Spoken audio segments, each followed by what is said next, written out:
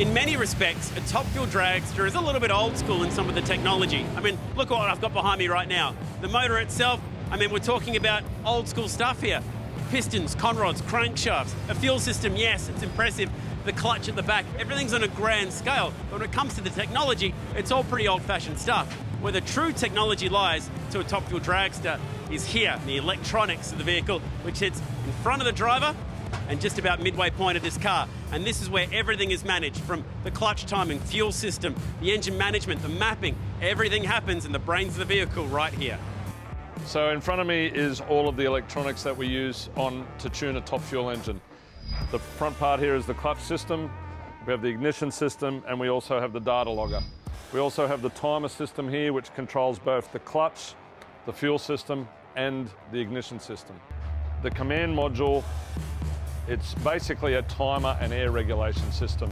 The fuel system is basically a valve, and the valve on the system is designed to close as it goes down the track, which pushes all of the fuel to the motor. When we leave the start line, we don't need all the fuel, but once we're off the start line and the mass is moving, we start to feed a lot more fuel into it.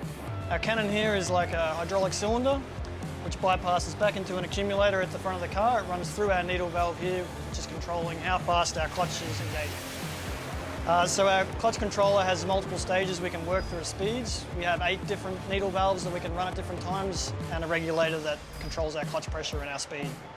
So the system here, we have a series of clutch flows and timers. The timers tell the clutch when to move, the flows tell the clutch how fast to move. Our clutch will start activating about 1.1 seconds, and it'll go through the last valve to go off is 2.6, and that'll control how quickly our clutch engages. This is our data logger, which logs all of the information from the motor. There's probably 30, 40 channels on the car. Engine temperature, fuel flow, return fuel flow, blower boost, pan pressure, ignition. None of the computer system controls anything on the car, it only monitors. We're not allowed to change anything on the car with the computer.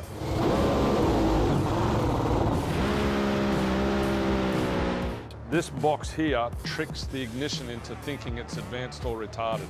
We use a lot of power to move the car off the start line, but once we get out off the start line, we want to reduce the plate load on the clutch.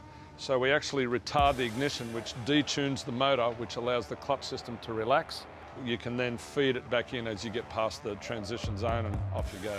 We want the fuel system in league with the clutch system. We want to apply clutch when we're putting in fuel, but we also want to apply ignition when we're applying clutch. So one goes hand in hand. So basically the whole thing is a big balancing act between these two control boxes here. We've got to balance our ignition system, how much time we're putting into it versus how much clutch is going in it versus how much fuel's coming in. Obviously, if we want to run the clutch harder, we need to make sure that there's ignition timing there so the engine has the power level right, and then we have to have the fuel to match to that so that we don't blow it up.